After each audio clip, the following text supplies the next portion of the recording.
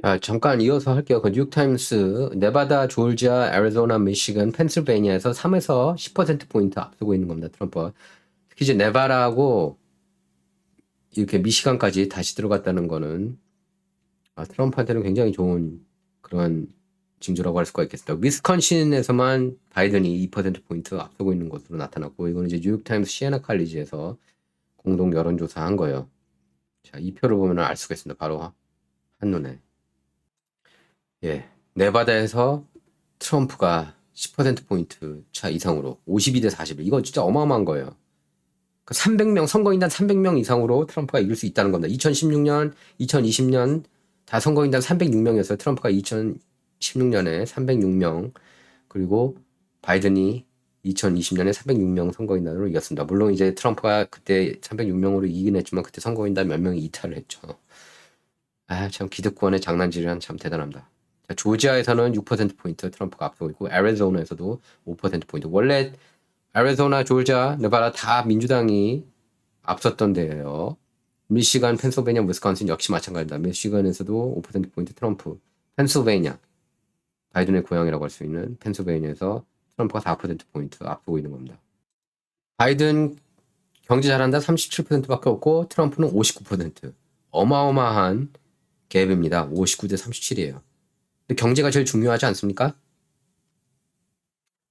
클린턴 때 제임스 카르볼이 뭐라고 그랬어요? It's the economy stupid. 그러지 않았습니까? 경제만 잘하면은 재선한다는 거예요. 당선된다는 거예요. 바이든은 그러면서도 자기 바이드노믹스 잘한다 이렇게 자랑을 예 자랑을 하고 있어요. 그리고 30세 미만 유권자들 사이에서는 1%포인트로 밖에 안 앞서 있습니다. 바이든. 원래 젊은 층은 다 민주당 지지해야 되잖아요. 근데 그렇지가 않아요. 지금 간신히 이렇게 앞서고 있어요. 바이든이. 다른 여론조사에서는 트럼프가 앞서고 있는 것으로도 나왔습니다.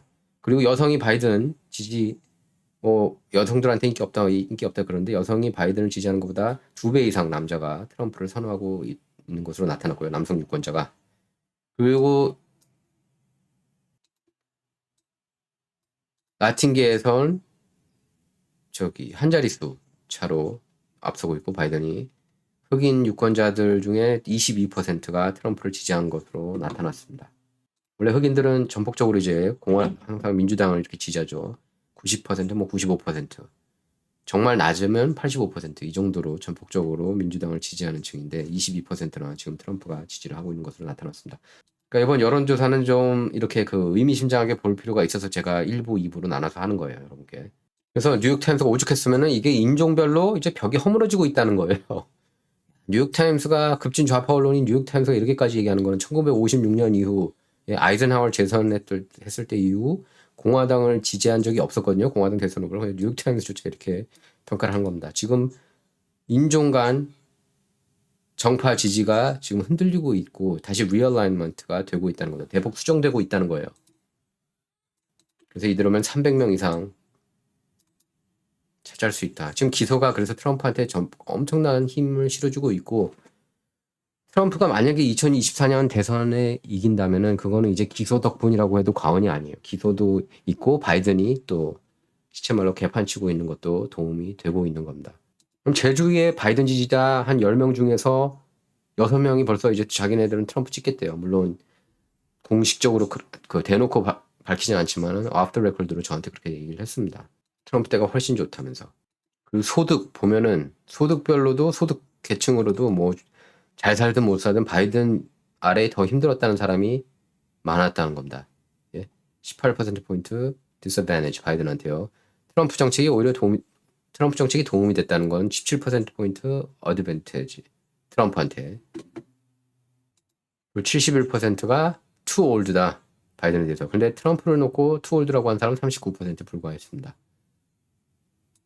바이든한테 좋게 나온 게 없어요. 그리고 유권자들은 이민, 국가보안, 이스라엘 팔레스타인 이슈에 대해서도 트럼프한테 더 점수를 줬습니다. 11점 차로. 그러니까 전반적인 리더십에서 트럼프가 낫다는 겁니다. 그러니까 특히 이제 네바다주에서 완전히 이제 민주당 주인 네바다주, 사실상 거의 블루로 변모하는 게 아닌가 싶을 정도로 캘리포니아 주민이 또 많이 가지 않았습니까? 그랬던 네바다주에서 11%포인트 차로 트럼프가 앞서고 있다는 건 진짜 엄청난 거예요. 그리고 미시건주에서도 일찌감치 이렇게 앞서고 있다는 것도.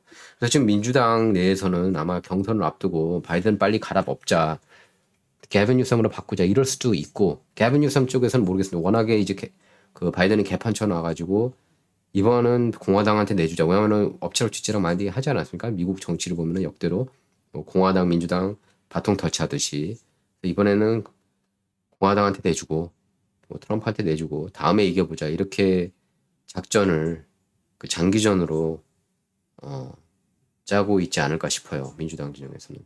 개빈 뉴섬도 지금 뛰어들기는 싫을 수도 있어요. 사실상 캘리포니아에서도 개판 치고 있다는 얘기를 듣고 있거든요. 개빈 뉴섬이. 그리고 오히려 바이든보다 더 급진 좌인데 누가 뉴섬을 뽑겠느냐 이런 얘기도 하고 있습니다. 물론 뭐 인지력이나 이런 건 훨씬 낫죠. 그리고 얼마 전에 뭐 팍스뉴스 션 해네티하고 인터뷰를 했는데 거기서도 선전했어요. 하지만 그렇다고 대선 후보로서 개빈 뉴섬이 더 얼마나 더 좋을지는 저는 회의적이에요. 예.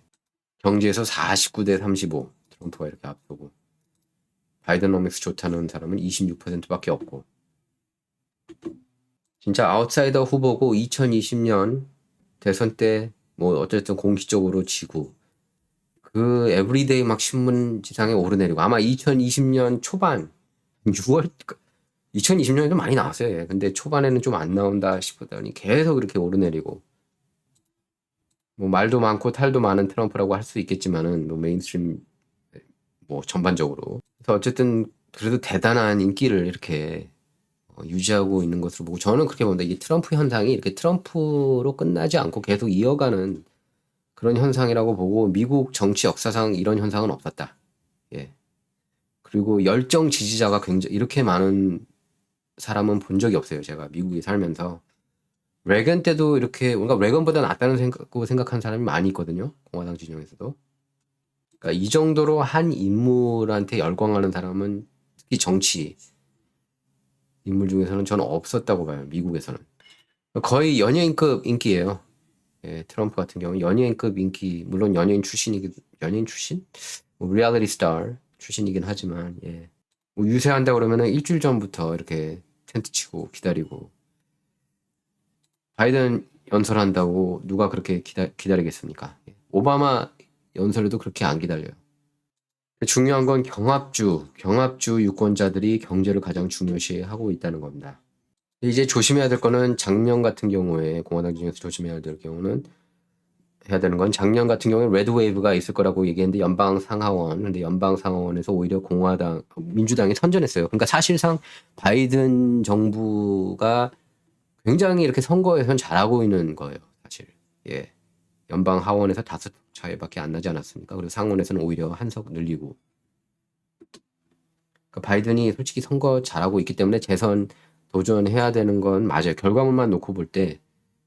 예.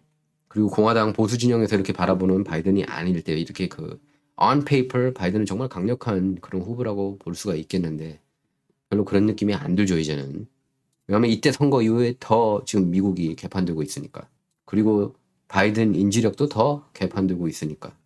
그래서 지미 카터 이후 최저입니다. 지금 1년 남았잖아요, 선거가. 1979년 카터가 로널드 레건한테 완전 떡이 됐죠. 80년 선거에서.